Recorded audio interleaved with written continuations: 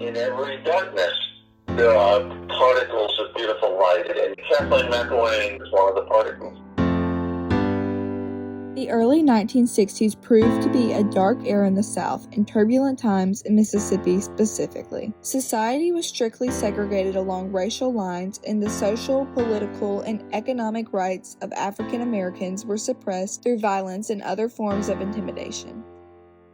In a small coastal town in South Mississippi, a local librarian named Kathleen Folsom McIlwain stood her ground against the despotic investigators of the Mississippi Sovereignty Commission. It was these unsung heroes of the civil rights movement, like Kathleen McIlwain, who broke the barriers that paved the way to equality. We shall overcome. The governor of Mississippi from 1960 to 1964, Ross Barnett, committed to maintain segregation and racial discrimination throughout Mississippi. In the wake of the U.S. Supreme Court's 1954 Brown v. the Board of Education public school desegregation ruling, segregationists were enraged. Along with other southern states, Mississippi responded to Brown to protect the legal walls of segregation, making Mississippi become one of the last states to become integrated. This sparked the creation of the Mississippi Sovereignty Commission. This state agency sought to preserve Jim Crow laws, prevent federal encroachment, and provide further legal justification for the continuation of segregation. They blocked acts such as the Fifth Amendment to the Library Bill of Rights of 1961. It stated the rights of an individual to the use of a library should not be denied or abridged because of his race, religion, national origins, or social or political views. This agency was essentially a loophole to the integration laws by the federal government. Anyone attempting to go against the Sovereignty Commission was immediately silenced.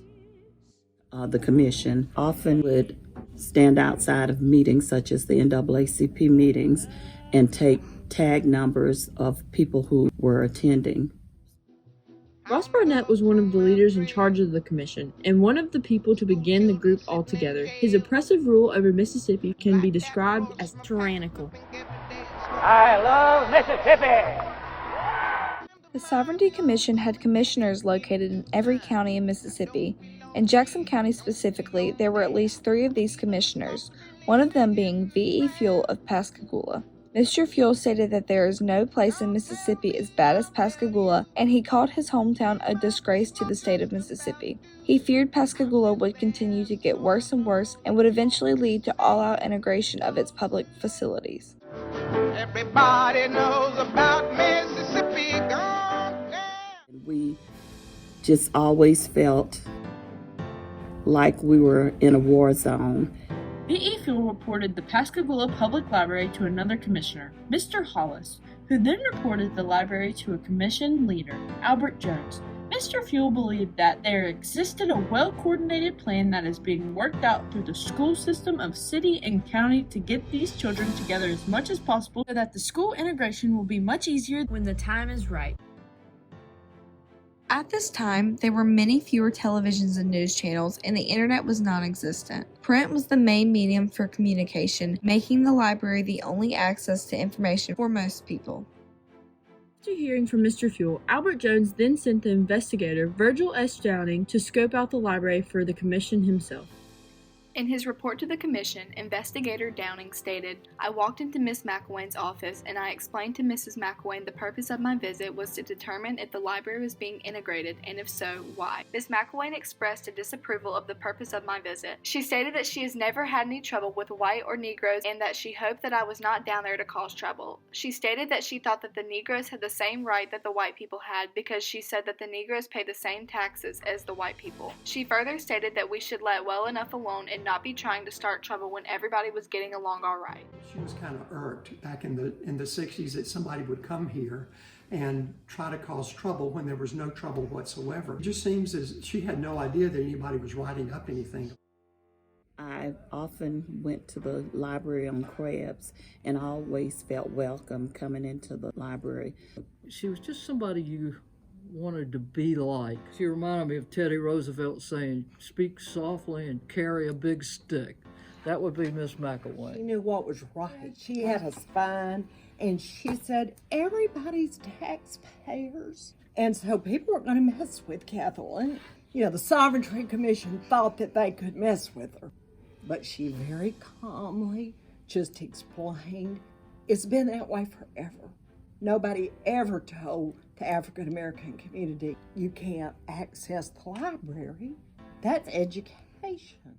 At this time, breaking a racial barrier upheld by the law in Mississippi against those in power could result in threats or even personal harm.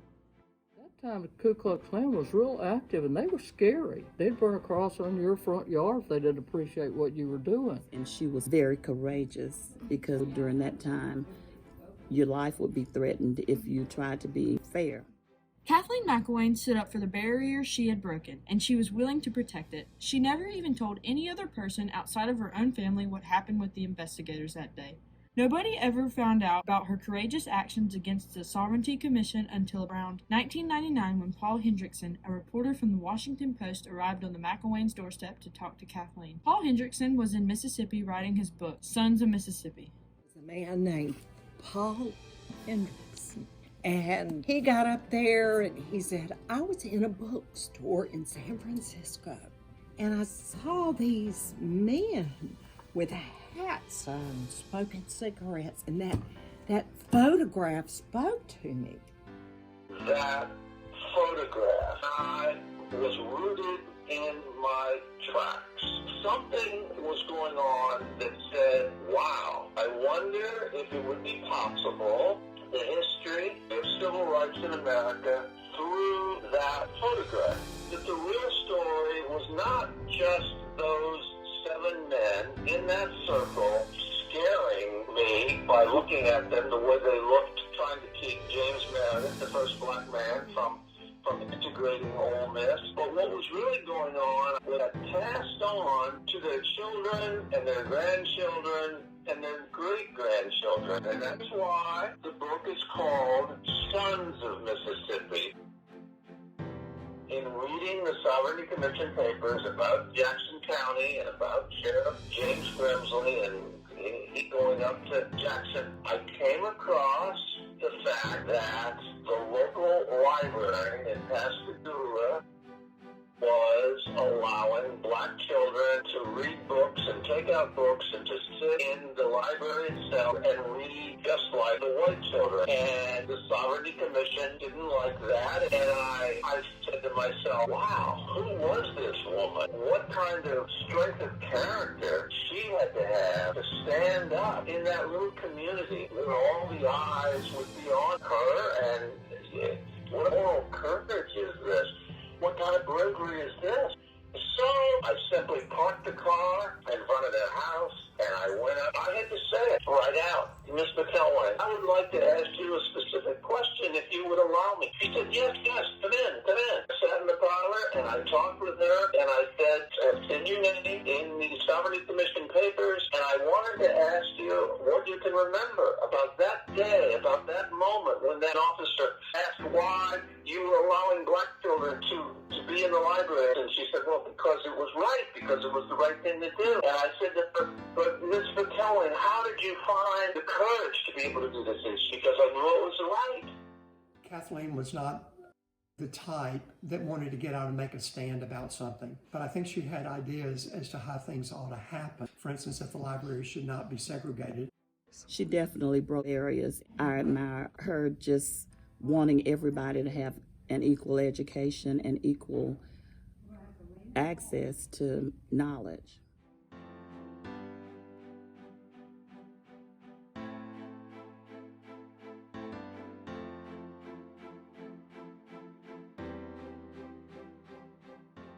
Kathleen McIlwain broke barriers that allowed equal access to information and education in Mississippi by doing what she believed was the right thing to do. Through her courageous actions, and along with many others, Mississippi schools were finally integrated in 1970, and the Mississippi Sovereignty Commission ceased to exist as of 1973. Kathleen McIlwain promoted the idea of equal opportunities for every person, and she truly left a legacy behind of love and respect for all that will never be forgotten.